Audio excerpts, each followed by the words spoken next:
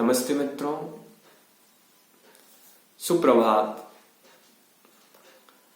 आज मैं ये वीडियो कुछ नई चीजों के साथ शुरू करना चाहता हूं। जैसे कि मैंने पिछले वीडियोस में आपको कुछ वेट लॉस मुद्राओं के बारे में बताया,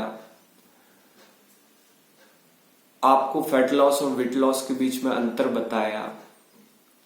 तो ये जो मैंने अपने जीवन में जो भी अनुभव किए हैं, जो भी पुस्तकें पढ़ी, जो भी दूसरे लोगों से सीखा, तो मैं उनसे जो सीखा और जो मैंने अनुभव किया उसके माध्यम से मैंने आप लोगों को अलग अलग वीडियो के माध्यम से कई चीजें बताई। पर मुझे कहीं ना कहीं लगा कि जो मैंने सीखा जिन पुस्तकों से पढ़ के, क्योंकि पुस्तकों को पढ़ने में मेरी बहुत रुचि है, मैंने अपने घर में टेलीविजन नहीं रखा हुआ है। मैं दूसरों को भी पुस्तकें पढ़ने के लिए प्रोत्साहित करता हूं और खुद भी नियमित रूप से कुछ ना कुछ पढ़ता हूं। तो मैंने आज सोचा क्यों ना मैं आप सभी को डायरेक्ट पुस्तकों के माध्यम से ही पढ़कर, जैसा जो भी जिस लेखक ने जैसा लिखा हुआ है वैसा ही आपके समक्ष प्रस्तुत करूं, ताकि किसी भी चीज का कोई फिल्ट्रेशन ना हो, कुछ भी उसमें मैं अपने मन से ना जोड़ूं और कुछ भी ना घटाऊं। आप उसको अपने स्थिति परिस्थिति के अनुसार उसको समझें और अपने जीवन में अपनाएं। तो आज मैं एक पुस्तक है जिसका नाम है मोटापे की प्राकृतिक चिकित्सा, जो कि धर्मचंद्र सरावगी जी ने लिखी हुई है। ये व्यक्ति हमारे भारत देश में आजादी के पहले जिन्होंने जन्म लिया, सन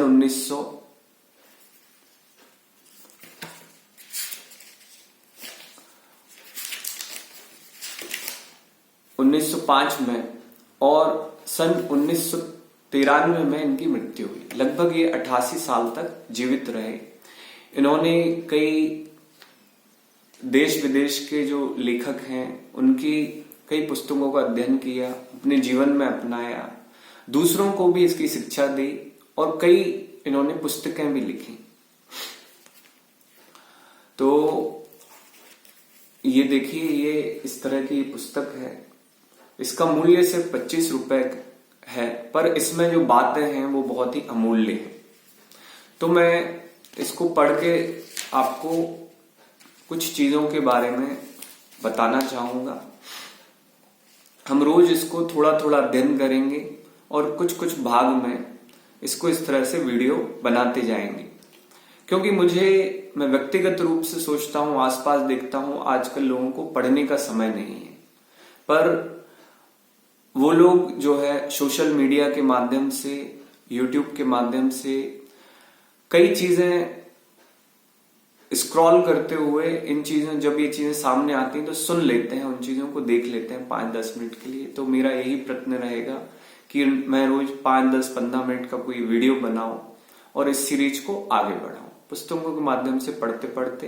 तो मेरा भी पुस्तक पढ़ने का अभ्यास होगा और आप सुन के उन पुस्तकों के माध्यम से कुछ सीख कर अपनी जीवन में अपनाकर अपने जीवन दिनचर्या को बहुत अच्छा और विचारों को अच्छा बना पाएंगे। तो मैं लेखक के बारे में कुछ 2 शब्द बोलना चाहूंगा यहाँ पर। उन्होंने इस पुस्तक में ही लिखा है अपनी दिनचर्या के बारे में। तो 40-45 वर्षों से मैंने प्राकृतिक चिकित्सा संबंधी देशी विदेशी पुस्तकें पढ़ी, अपने जीवन में उतारी। सुबह उठकर एक चुटकी चावल पानी के साथ निगल जाता हूं, उससे लीवर मजबूत होते हैं। तो लेखक यहां लिखते हैं कि एक चुटकी चावल वो रोज सुबह पानी के साथ निगलते हैं, उससे लीवर मजबूत होते हैं। तो ये चीज आप लोग याद रखें। दूसरा, फिर 3 पाव जल से उषा पान कर दीर्घ शंका के लिए जाता हूं। तो 3 पाव जल लगभग 750 ml वो पानी पीते हैं। उसके बाद जो है पेट सुबह सुबह जो है टॉयलेट के लिए जाते हैं, पेट साफ मल त्याग के लिए जाते हैं। ठीक, जहां पर 1 मिनट में सांप की तरह बीते का मल निकल जाता है और 24 घंटे तक फिर मल त्याग के लिए नहीं जाना पड़ता। फिर कपड़ छान किए हुए नमक में कड़वा तेल मिलाकर दंत मंजन करता हूं। इस मंजन से पायरिया तक ठीक हो जाता है। कीमती टूथपेस्ट का व्यवहार नहीं करता। यहां पर वो लिख रहे हैं, लेखक धर्मचंद्र सरावगी जी लिख रहे हैं कि वो यहां पर जो कपड़ छान किया हुआ जो नमक होता है, जो कपड़ छान किया हुआ नमक होता है बहुत पतला होता है, तो वो दांतों में उसके कण लगते नहीं है, तो मसूड़ों में लगेंगे नहीं, तो आराम से आप मंजन कर सकते हैं। साथ ही साथ उसमें वो जो है नमक, सेंधा नमक के साथ कड़वा तेल उसमें जैसे नीम का तेल हुआ या थोड़ा ये कषाय रस होता है, जैसे आपका तिल का तेल हुआ या फिर जो है सरसों का तेल, तो इन तेलों का उपयोग नमक में डालकर आप करेंगे और अपने मसूड़ों पर घिसेंगे तो नियमित रूप से उसका। और ब्रश में आप टूथपेस्ट ना लगाएं। ब्रश में जो है आप सिर्फ ऐसे ही अगर दांतों में कुछ फंसा हुआ है तो घिसने पर आप उंगली का उपयोग करके मसूड़ों को धीरे धीरे घिसेंगे तो धीरे धीरे आप देखेंगे आपके मसूड़ों में मजबूती आएगी। हम लोग सिर्फ जो है दांतों में चमक देखते हैं, मसूड़ों में मजबूती देखेंगे तो दांतों में पकड़ आएगी आपकी।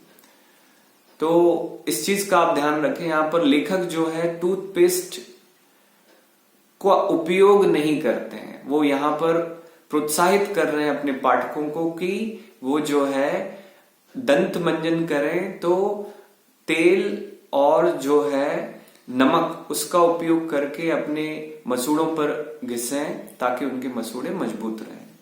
फिर आगे वो लिखते हैं, जो लोग साबुन का उपयोग करते हैं उन्हें हंसकर कहा करता हूं कि तुम बदन में साबुन लगाकर नहाते हो, तुम्हारा रंग तो गोरा होगा नहीं, यही साबुन तुम कपड़े में लगाओ तो कपड़े साफ हो जाएंगे।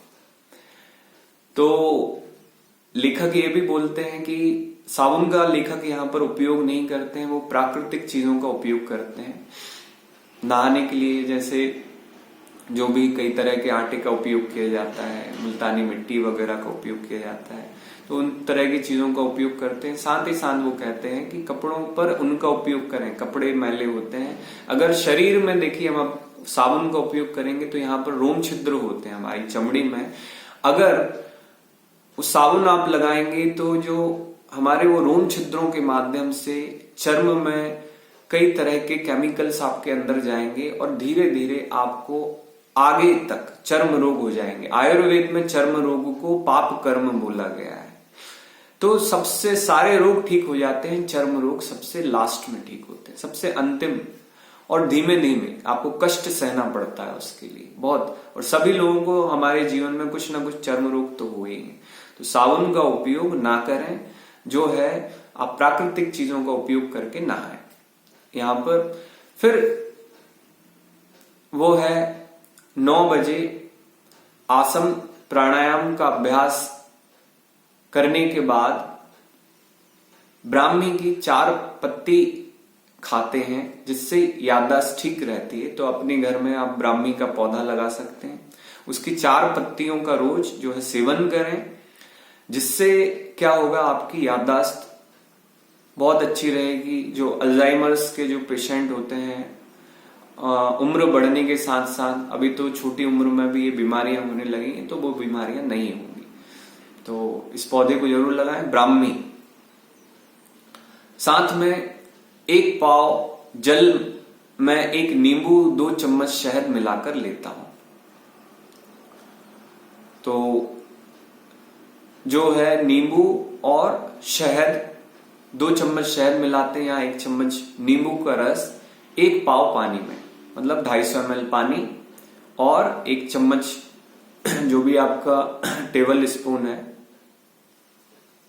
उसको जो है 1 चम्मच उन्होंने नींबू लिया और 2 चम्मच शहद, तो दोनों को मिलाकर, और जब भी हम शहद पानी में मिलाते हैं तो दोस्तों ये बात याद रखिए, पानी का तापमान जो है ज्यादा से ज्यादा आपका शरीर का 37 डिग्री है, पानी का तापमान 40 से 45-50 डिग्री तक, बस उससे ज्यादा नहीं होना चाहिए। बहुत ज्यादा पानी गर्म नहीं होना चाहिए।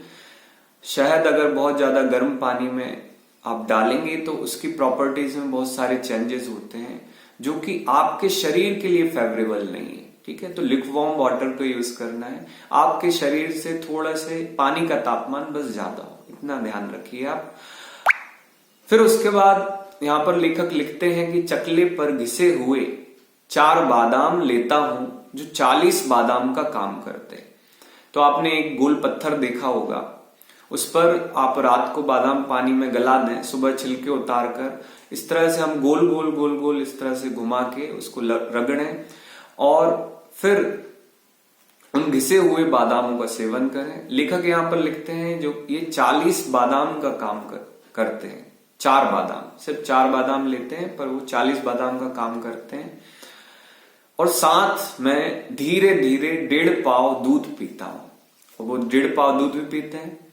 तो यहां पर एक दूध के बारे में एक चीज मैं अपनी तरफ से आपको बताना चाहूंगा कि दूध जो है आप देशी गाय का लें कभी भी, और दूध धारोष्ण दूध का सेवन करें। धारोष्ण दूध क्या होता है? धारोष्ण दूध होता है धार उष्ण, उष्ण मतलब गर्म, और धार जब गाय का दूध दुहा जाता है तो गाय का दूध दुहते समय आप जो है पहले तो गाय को आप घर में हो तो अच्छा है, और जिसके यहां भी हो वो उसे प्रेम से रखता हो, प्रेम से खिलाता पिलाता हो। कोई भी केमिकल वाली चीजें जो है, रासायनिक चीजें उसको ना खिलाई जाए, कोई भी इंजेक्शन ना दिए जाए, और उसकी कुबड़ हो, उसमें सूर्य केतु नाड़ी होती है तो स्वर्ण क्षार होता है गाय के दूध में, और उसका आप सेवन करेंगे। तुरंत हुआ दूध जो है 30 मिनट के अंदर बिना उबाले आप पिएंगे तो आपके स्वास्थ्य के लिए बहुत ही अच्छा रहेगा। तो आयुर्वेद में भी धारोष्ण दूध का बहुत जगह पर कई बीमारियों में वर्णन है। फिर 10 बजे जो है अपने ऑफिस में उसी मकान में जाता हूं, काम करता हूं। दोपहर को 1:30 बजे भोजन करने जाता हूं। भोजन धीरे धीरे चबाकर करता हूं जिसमें 1 घंटे का समय लगता है। तो यहां पर लेखक ये लिख रहे हैं भोजन को जल्दी जल्दी ना खाएं। हमारी आदत होती है, क्योंकि हम जब जल्दी जल्दी भोजन करते हैं तो हमारे मुंह में जो सलाइवा है, जो लार है, वो उस भोजन के साथ पूरी मिल नहीं पाती, पूरी मिक्स नहीं हो पाती। तो क्या होता है, जो आपकी सलाइवा लार होती है वो क्षारीय होती है, अल्कलाइन होती है नेचर में। तो जब वो अल्कलाइन नेचर की वो क्षार जब अपने आप अच्छे से चबाएंगे, खाने में मिलेगी और हमारे पेट में जाएगी, तो पेट में जो लीवर से जो बाइल प्रोड्यूस होता है, जो एसिड, हाइड्रोक्लोरिक एसिड जनरेट होता है, और तो ज्यादा वो क्या है, बैलेंस स्टेट में रहेगा। आपकी जो पेट की स्थिति है, आपके भोजन भी अच्छे से पचेगा, साथ ही आपको जो है एसिडिक इश्यूज नहीं होंगे। तो भोजन को चबा चबा कर खाएं, कम से कम जो है 40 मिनट से 1 घंटा तक लें, आराम आराम से भोजन करें, कोई जल्दबाजी नहीं। आज के लिए इतना ही, नहीं तो अपना वीडियो बहुत ही लंबा हो जाएगा और आप लोग फिर इतना ध्यान देके उसको सुन भी नहीं पाएंगे, क्योंकि आजकल किसी के पास इतना समय भी नहीं है। तो अगली वीडियो में हम लेखक की दिनचर्या कैसी है और उन्होंने क्या इस पुस्तक में बताया उसके साथ मिलेंगे। इसी के साथ सभी लोगों को बहुत बहुत धन्यवाद। स्वस्थ रहें, मस्त रहें।